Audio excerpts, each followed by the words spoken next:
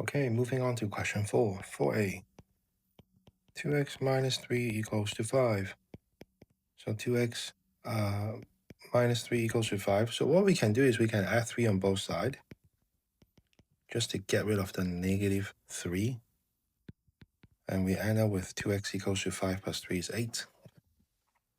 Now we can just divide both sides by 2. And we get x equals to 4. Now, if you could, I want you to start skipping this step. When I have 2x minus 3 equals to 5, I'm just going to move this negative 3 over to the right-hand side, and the sign changes. You will see that we are going to get the same thing. And this allows us to skip this step to write that out. So if you are able to do that, please start doing that now. Just move the number to the other side and the sign changes. Moving a term to the other side of the equation changes the sign. So in this case, it went from a negative to a positive. So we can say 2x equals to 8, and then just dividing both sides by 2 to get x equals to 4. Okay, so that's what I'm going to start doing from now on. For b, half y plus 4 equals to 2. So we get half y equals 2 minus 4. Again, I'm just moving this positive 4 to the right-hand side, and the sign changes.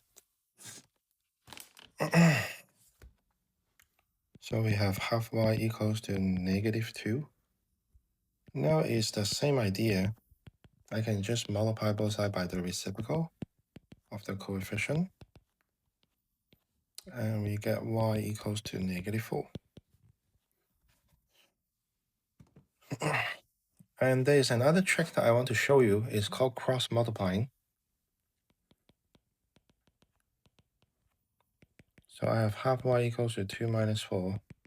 Half y equals to negative 2. Now, whenever you have a single term, this is one single term, this is one single term. So whenever you have a single term on each side, single term on each side, we can cross multiply the denominator over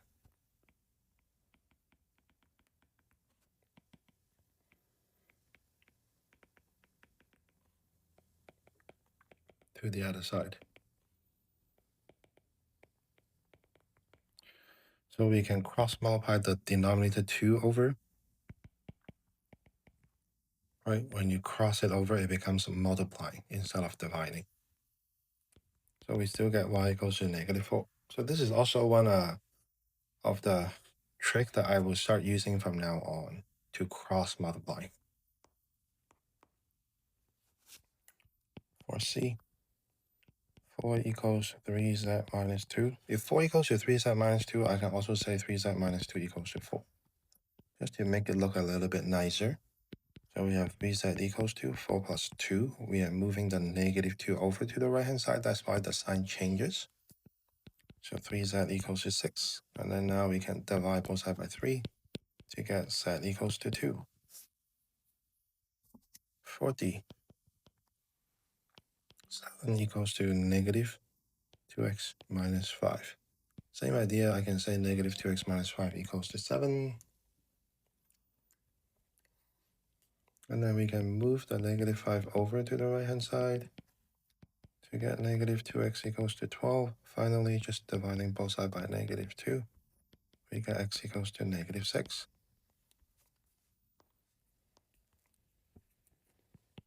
For e, 4 minus y over 5 equals to 1. When you are adding or subtracting, the order does not matter, so I can rewrite this as negative y over 5 plus 4 equals to 1. So it'll look a little bit nicer. Move the positive 4 over to the right-hand side and the sign changes. So we get negative y over 5 equals to negative 3. Now we can cross multiply the 5, the denominator 5, over to the other side. And we get negative y equals to negative 15. Finally, just dividing both sides by -1, we get y equals to 15.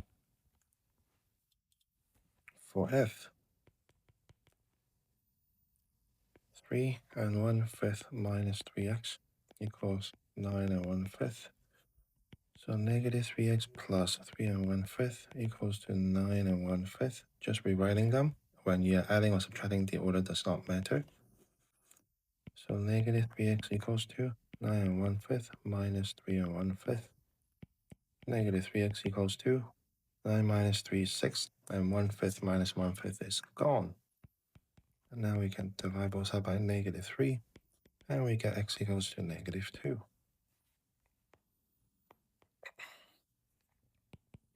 For g, 2.5x minus 1 and 1/3 equals 3 and 2/3. So 2.5x equals 3 and 2/3 plus 1 and 1/3.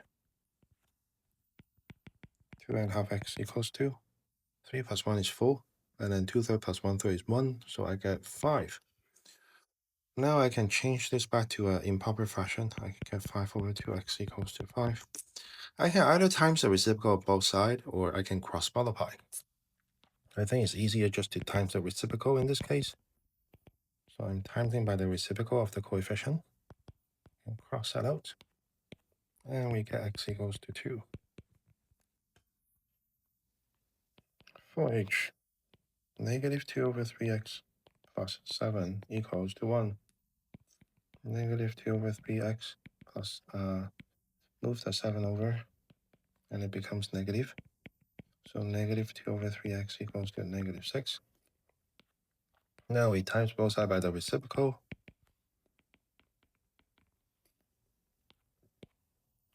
We get x equals, divided by 2 to get 1, divided by 2 to get 3. And -3 times -3 is +9.